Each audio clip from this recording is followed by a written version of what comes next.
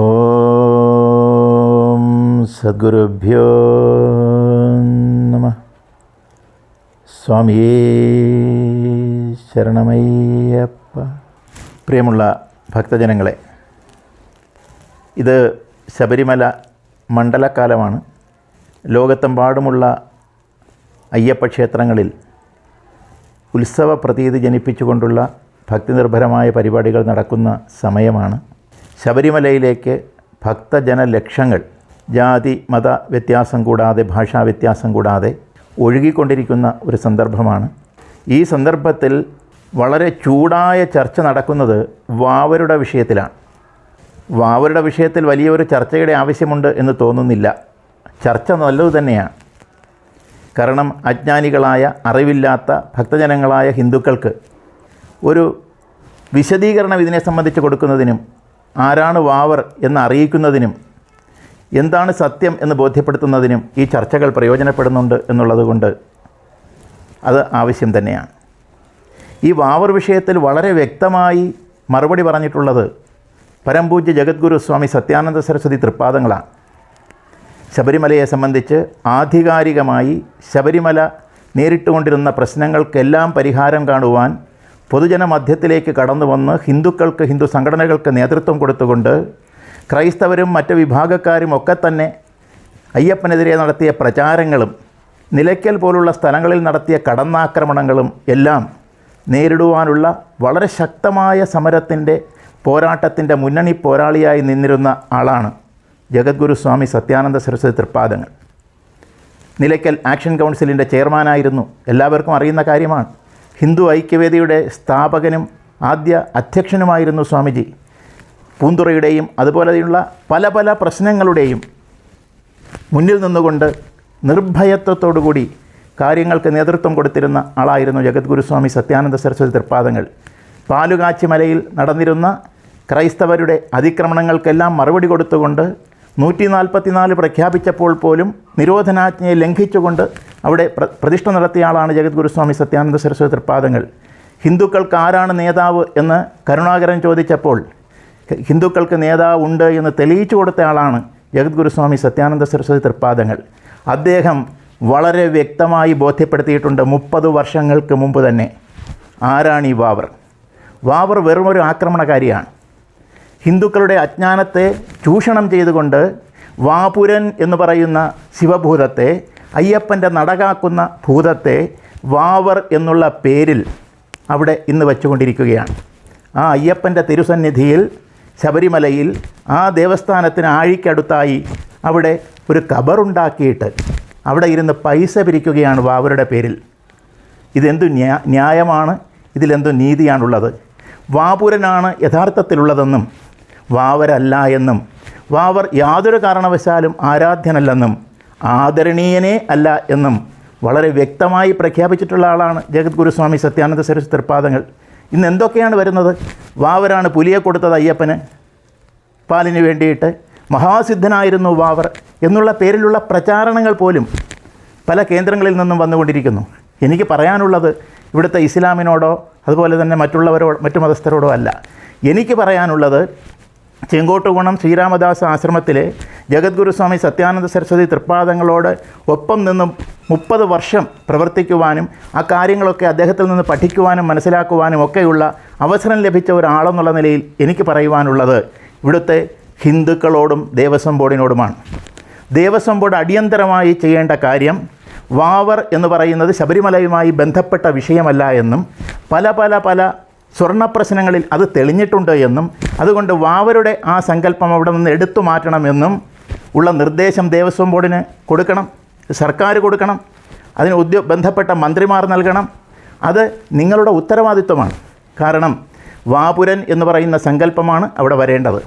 വളരെ ആരോഗ്യപരമായ നിർദ്ദേശങ്ങൾ മുന്നോട്ട് വന്നിട്ടുള്ളതിൻ്റെ ശ്രദ്ധയിൽപ്പെട്ടു.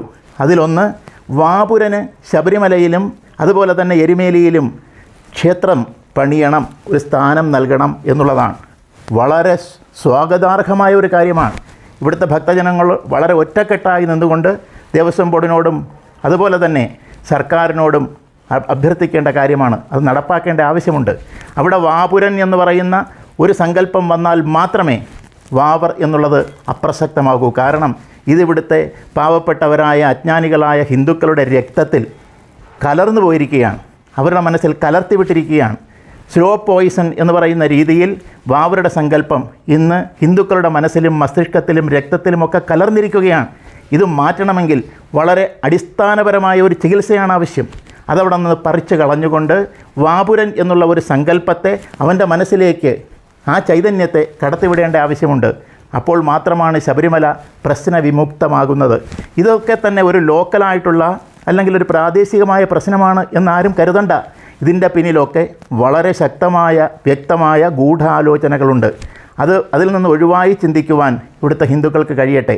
ചെങ്കോട്ടുകോണം ശ്രീരാമദാസ് ആശ്രമം ഹിന്ദു ആശ്രമമാണ്. പക്ഷേ അവിടെ എത്രയോ മുസ്ലിങ്ങൾ സ്വാമിജിയെ കാണാൻ വന്നിട്ടുണ്ട്.